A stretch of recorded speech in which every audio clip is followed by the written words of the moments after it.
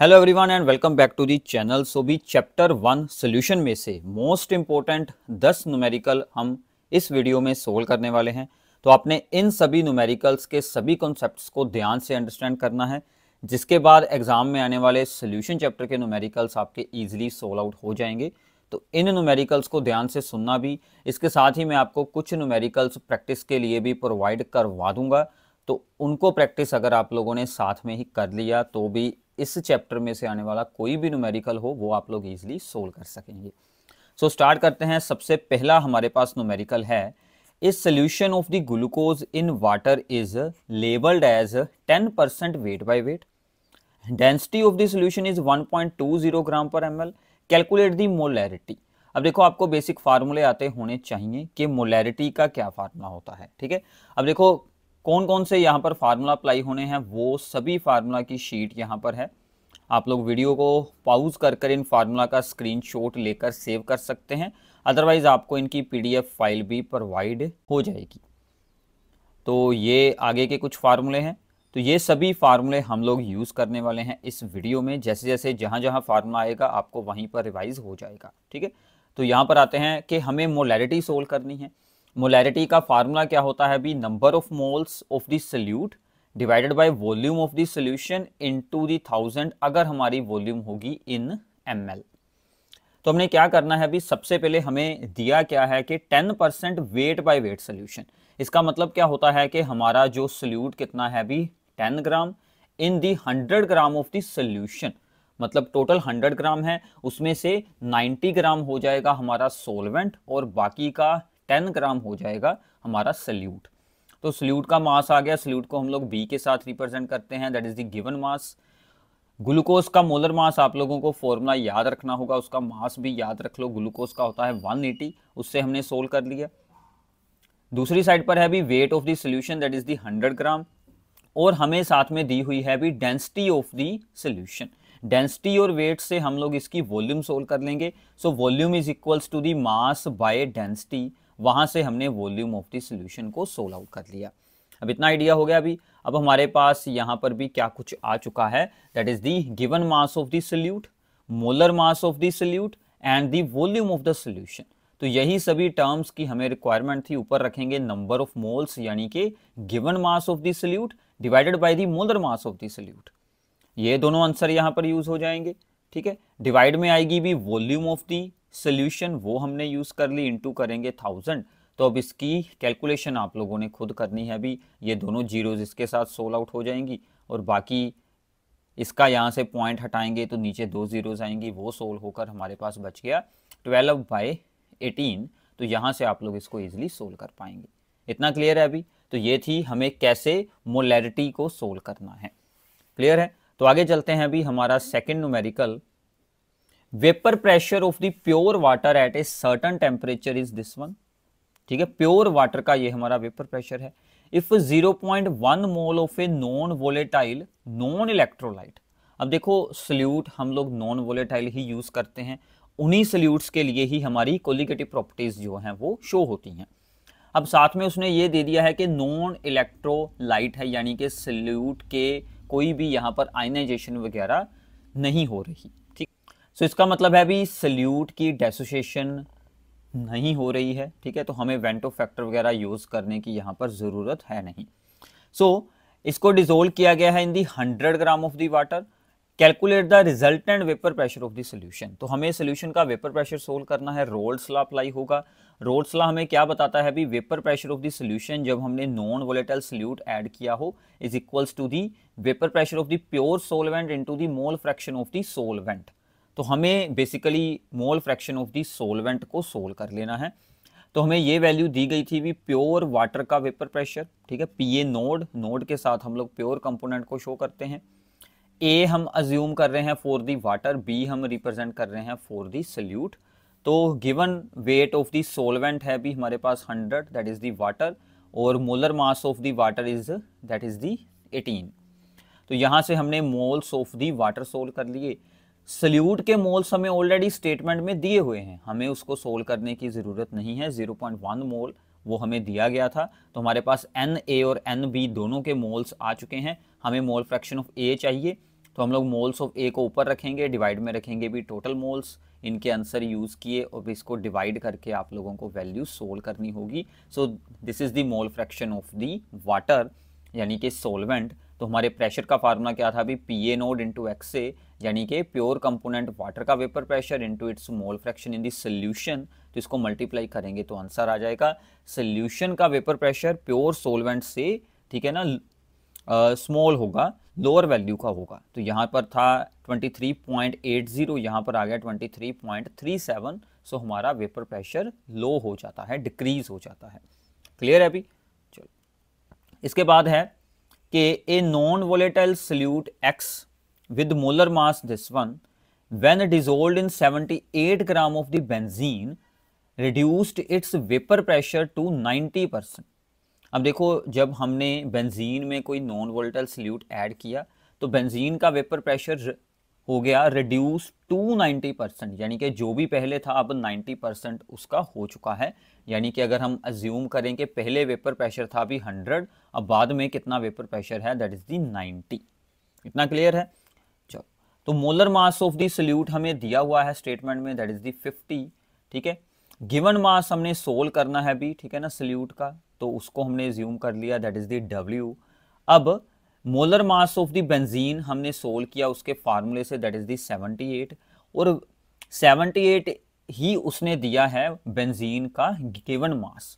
तो बेंजीन का given mass और मोलर मास दोनों सेम ही हैं, दिए हुए हैं स्टेटमेंट में। तो हम इनके मोल्स निकाल लेंगे, number of moles of the benzene that is the 1 और number of moles of the solute that is the W/50। अब हमने फार्मूला अप्लाई किया भी relative lowering in vapour pressure, उसका फार्मूला होता है P A naught minus P A over P A is equals to the mole fraction of the solute. ठीक है, तो यहां से हमने मोल फ्रैक्शन को सोल्व कर लेना है, क्योंकि हमने अज्यूम किया था, इसीलिए हम लोग relative lowering in vapour pressure को यूज कर रहे हैं, क्योंकि हमने प्रेशर्स की वैल्यू को अजम्पशन में यहाँ पर यूज किया है। तो वो रेशो में आकर हमें आंसर यहाँ से मिल जाएगा सोल्व कर कर। तो P A naught is 100, P A आ गया हमारा 90 और ओवर में भी आ गया हमारा पी ए नोड आएगा भी, यहाँ पर भी डिवाइड में पी ए नोड। तो ये सभी वैल्यूज लगाई तो हमें mole fraction of the solute मिल गई एक्स बी 1/10। अब हम लोग एक्स बी का फार्मूला यूज करेंगे भी, जो इसका एग्जैक्ट फार्मूला होता है number of moles of B over number of moles of A plus B. Cross multiplication हो गई तो यहाँ से इक्वेशन बनेगी, हमने एन बी को दूसरी साइड पर लेकर गए, 10 N B minus N B, ये बच गया 9 एन बी। यहाँ से हमने एन बी को सोल्व कर लिया, एन ने हमें दिया हुआ था दैट इज दी 1, तो ये आ गया एन बी का आंसर 1/9। एन बी का हमारा फार्मूला क्या था अभी, W/50, वो अप्लाई कर कर हम लोग यहाँ से W की वैल्यू सोल्व कर सकते हैं। ठीक है, तो ऐसे आपको इसकी कैलकुलेशन को आगे खुद सोल्व करना होगा। क्लियर है अभी? चलो, तो आगे चलते हैं। ऐसा ही एक छोटा सा न्यूमेरिकल और है, calculate the boiling point elevation for a solution prepared by adding 10 gram of magnesium chloride, this is our solute, given mass of the solute, ठीक है, इन 200 ग्राम of the water that is the given mass of the solvent. Magnesium chloride है, इसका molar mass आपको दिया है statement में, ना दिया हो तो आपको सोल्व करना होगा, दैट इज दी 95। अब देखो, अज्यूमिंग MgCl2 भी कंप्लीटली डेसोसिएटेड, MgCl2 कंप्लीटली डेसोसिएटेड यहाँ पर हो चुका है, यानी कि उसके सभी आयंस बन चुके हैं। यानी कि वेंटो फैक्टर की वैल्यू कितनी बनेगी, जितने आयंस बन रहे हैं, एक मैग्नीशियम का 2 बनेंगे Cl, टोटल बनेंगे हमारे पास 3 आयंस। सो I की वैल्यू भी कितनी होगी, दैट इज दी 3। तो I जब आ जाए भी तो फार्मूले में आपने I को यूज करना है आगे। तो हमने एलिवेशन इन बॉइलिंग पॉइंट निकालना था, डेल्टा TB। वैसे फार्मूला क्या होता है, KB इंटू मोलैलिटी। मोलैलिटी का फार्मूला यूज किया गया अभी WB/MB इंटू WA इंटू 1000, अगर मास हमारे ग्राम्स में है। तो फार्मूला बेसिक मोलैलिटी का क्या होता है, नंबर ऑफ मोल्स, ठीक है, जो इन दोनों से मिले, divided by weight of the solvent into 1000। आगे हमने I यूज कर लेनी है, that is the van't Hoff factor. सभी के आंसर यूज करके आप लोगों ने मल्टीप्लाई करवानी है, वो काम आप लोगों ने खुद करना है कैलकुलेशन का। तो ये बच गया 0.808। क्लियर है अभी? सो भी साथ साथ में इनकी प्रैक्टिस ज़रूर करो आप लोग, अगर इसे साथ में ही सोल्व कर लोगे तो काफ़ी अच्छा रहेगा आपके लिए। सो आगे है अभी एक और numerical, the vapour pressure of A and B at this temperature are this one, so this is the vapour pressure of A and this is the vapour pressure of B, हमने इंफॉर्मेशन साथ में ही use कर रहे हैं respectively. If A and B are mixed such that the mole fraction of A in the mixture is 0.4, हमने उनको mix कर लिया तो mole fraction of A in the solution is 0.4। Then calculate the mole fraction of B in vapour phase, हमने B की mole fraction solution में नहीं vapour face में निकालनी है। तो पहले सॉल्यूशन की निकालते हैं, वहां से हम लोग वेपर फेस की निकालने के लिए हमें सभी के प्रेशर चाहिए, तो हमें पहले रोल्स लॉ अप्लाई करके प्रेशर निकालने होंगे। ठीक है, तो अगर x से है 0.4 तो x B mole fraction of the B in this solution क्या बनेगी 1 माइनस 0.4 दैट इज दी 0.6। दोनों के हमने सोल्यूशन में प्रेशर निकाल लेने हैं according to Raoult's law, P A is equals to P A naught X A and P B is equal to P B naught X B, क्योंकि दोनों ही इस बार हमारे जो है भी यहाँ पर वोलेटाइल कंपोनेंट्स हैं। अगर नॉन वोलेटाइल होते तो उसका तो वेपर प्रेशर 0 हो जाता है। ठीक है, तो इनके आंसर पुट किए तो हमें आंसर मिल गए पी ए का और यहाँ पर पी बी का। तो हमने total vapour pressure of this solution solve कर लेना है अभी P A plus P B करके। ठीक है, तो हमने total vapour pressure of this solution solve कर लिया P A plus P B, तो वो हमें आंसर मिल गया अभी 45। अब यहाँ से आप लोगों ने फार्मूला याद रखना है, mole fraction of B in vapour phase, चाहे ए की सोल्व करनी हो, pressure of B divided by the total pressure. अगर ए का पूछा जाए तो pressure of A divided by total vapour pressure. तो प्रेशर ऑफ बी हमने सोल्व किया है दैट इज दी 15 और टोटल प्रेशर है अभी हमारे पास 45, तो इसको डिवाइड करेंगे तो सो दिस इज दी 1/3 यानी कि 0.33 अप्रोक्सीमेटली हमें यहाँ से आंसर मिल जाएगा। इतना क्लियर है अभी? चलो तो आगे चलते हैं। अभी आगे है एक problem that is based on the Henry's law. Calculate the solubility of the CO2 in water at this temperature under 760 mmHg। KH for the gas CO2 in water is this one. अब देखो Henry's law हमें क्या बताता है कि gas का कितना amount या उसकी कितनी मोल फ्रैक्शन, ठीक है ना, गिवन सोलवेंट में डिजोल्व होगी। तो हमने यहाँ पर मोल फ्रैक्शन ऑफ CO2 सोल्व करनी है। अगर हमें वाटर का या जो भी सोलवेंट है उसका एग्जैक्ट अमाउंट दिया हो कि हमने वाटर यहाँ पर 500 ml यूज़ किया है, 1 लीटर यूज़ किया है, तो आपको CO2 के नंबर ऑफ मोल्स भी सोल्व साथ में ही करने होंगे। बट यहाँ पर ऐसा कुछ नहीं है, तो हम लोग ओनली CO2 की मोल फ्रैक्शन सोल्व कर देंगे। हमें प्रेशर दिया है 760 mm ऑफ Hg, हमें KH की वैल्यू दी है, दोनों के यूनिट सेम रहने चाहिए। अगर ना हो तो आपको पहले यूनिट्स को चेंज करके सेम करना होगा। तो P is equals to pressure is equal to KH into X, X is the mole fraction. तो हमने x सोल्व करनी है, KH ओवर में चला गया, तो इसको आप लोगों ने अब डिवाइड करके सोल्व कर लेना है। सो this is the mole fraction of the solute यानी कि CO2 in the liquid. Clear है अभी? तो ऐसे आप इसे इजीली सोल्व कर सकते हैं। आगे है अभी एक और छोटी सी इंटरेस्टिंग प्रॉब्लम है, स्टेटमेंट पहले इसकी रीड करते हैं। विशा टुक 2 aqueous solutions, one containing the 7.5 gram of the urea, जिसका कि मोलर मास होता है अभी हमारे पास 60, and the other containing this gram of the substance Z in 100 gram of the water respectively.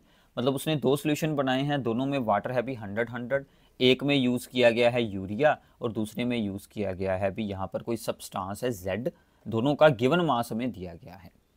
It was observe that the both the solution froze at the same temperature.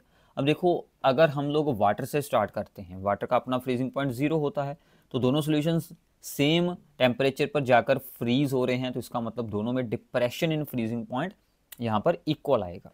ठीक है, तो वही हमने use करना है। Find the molar mass of the Z, तो पहले urea की सोल्विंग करते हैं, given mass of the solvent and the molar mass, सब कुछ दिया है। आपने डेल्टा TF का फार्मूला अप्लाई करना है, KF इंटू मोलैलिटी। तो हमने यहाँ पर मोलैलिटी का फिर से फार्मूला लगा लिया, number of moles divided by weight of the solvent into 1000। तो सभी आंसर पुट किए। KF को मैं ऐसे ही अभी यहाँ पर रखूँगा क्योंकि हमने इक्वेट करके इसको सोल्विंग करनी है, तो KF को हम लोग एज इट इज़ यूज़ कर सकते हैं। फिर जो भी यहाँ पर दूसरा सब्सटेंस दिया है जिसका हमें मोलर मास सोल्व करना है, उस पर आते हैं। गिवन मास दिया है, वेट ऑफ द सोलवेंट दिया है और उसका मोलर मास हमने x मान लिया है, तो सेम फार्मूला इस पर भी अप्लाई किया। ठीक है, तो x को x रहने दिया, KF को KF रहने दिया, तो ये सोल्व होकर ये वाली वैल्यू बन जाएगी। अब दोनों केसेस में जो हमारे पास डेल्टा टी एफ की वैल्यूज़ आई थी, एक ये वाली इक्वेशन नंबर 1 और एक इक्वेशन नंबर 2, इन दोनों को हमने भी यहाँ पर इक्वेट कर देना है। के एफ के साथ के एफ कैंसिल हो जाएगा, तो हम यहाँ से एक्स को सोल्व करके हमें आंसर मिल जाएगा। ठीक है भी, तो ऐसे आप लोग इसको सोल्व आउट कर सकते हैं, बिल्कुल सिंपल है। अगर आपको बेसिक फॉर्मूले याद हो गए हैं तो आराम से इसके न्यूमेरिकल होने वाले हैं। क्लियर है? आगे चलते हैं भी। A solution of the phenol was obtained by dissolving this kilogram of the phenol in 1 kg of the benzene. ठीक है, अब ये हो गया अभी हमारा सल्यूट और ये हो गया हमारा solvent. Experimentally it was found that to be 73% associated. ठीक है, अब देखो जो फिनोल है भी वो किसी ऑर्गेनिक सोलवेंट के अंदर जाकर या फिर एसिटिक एसिड वगैरह हो, वहां पर क्या हो जाते हैं अभी, दैट इज दी एसोसिएट हो जाते हैं, यानी कि 2 मॉलिक्यूल्स आपस में, ठीक है ना, कंबाइन हो जाते हैं और उनका बन जाता है 1 मॉलिक्यूल।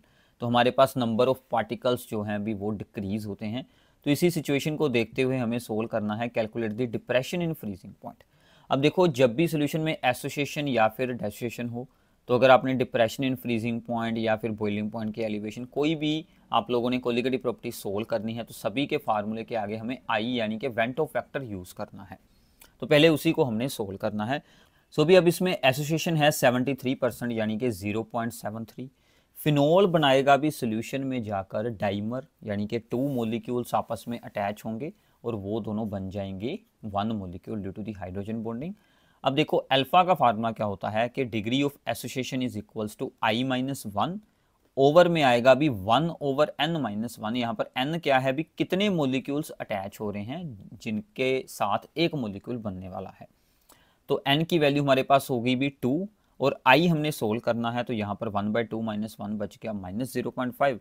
तो हमने इसको क्रॉस मल्टीप्लाई किया दूसरी साइड पर अल्फा के साथ, तो ये बन जाएगा। अब ये वाला 1 इस तरफ आकर प्लस हो जाएगा, तो 1 - 0.5 इंटू अल्फा की वैल्यू पुट कर ली गई, तो यहाँ से हमने i की वैल्यू निकाल ली 0.635। ठीक है, एसोसिएशन के केस में i की वैल्यू 1 से स्मॉल आएगी, लेस देन 1 आएगी। क्लियर है? अब इसी को हमने यूज़ करना है भी observed delta T F solve करने के लिए। अब देखो जब हम लोग फॉर्मूले में आई यूज़ हो जाती है तो हमें ऑब्जर्व्ड वैल्यूज़ मिलती हैं, यानी कि एक्चुअल वैल्यूज़ जो शो हुई हैं एक्सपेरिमेंटली वो सभी वैल्यूज़ मिलती हैं। तो ऑब्जर्व्ड डेल्टा टी एफ, ठीक है, depression in freezing point, I into के एफ इंटू दी मोलैलिटी का फार्मूला लगाएंगे, वो सभी वैल्यूज़ हमें ऊपर दी हुई हैं। आई की वैल्यू हमने खुद सोल्व की है, तो आंसर हमें ये मिल जाएगा। ठीक है भी, इतना क्लियर है? चलो तो आगे चलते हैं भी। आगे है एक और न्यूमेरिकल ऐसा ही कि ए 5% solution of the sodium sulphate, जिसका के मोलिकुलर वेट दिस वन है, is isotonic with 2% solution of the non electrolyte non volatile substance x, find out the molecular weight of x. तो पहला सोल्यूशन है भी सोडियम सल्फेट का, that is the 5% solution.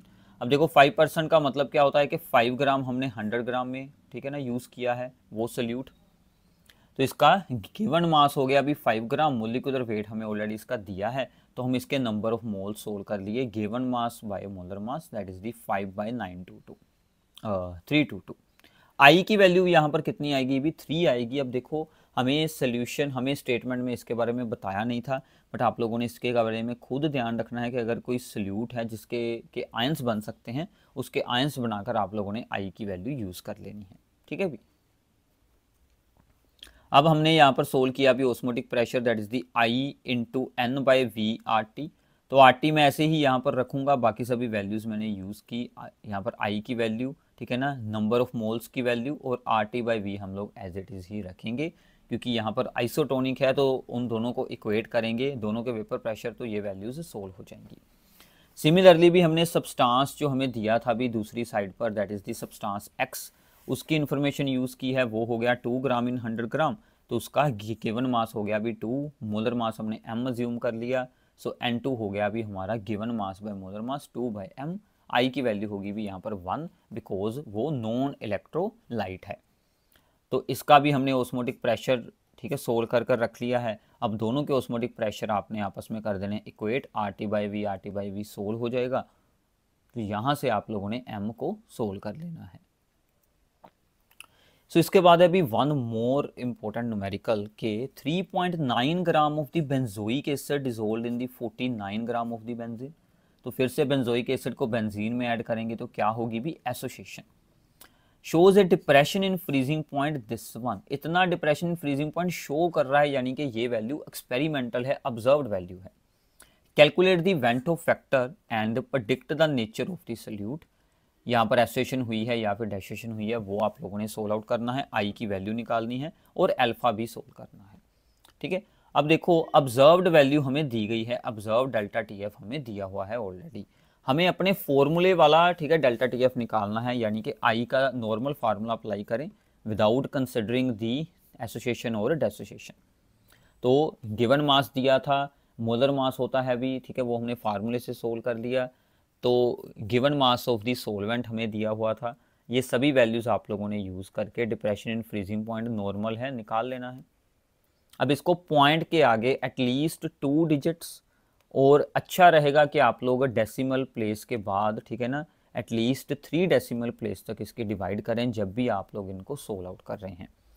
तो फिर हम यहाँ पर वेंटो फैक्टर का फार्मूला लगाएंगे, जो इसका बेसिक फार्मूला है, that is the observed delta T F divided by the calculated delta T F.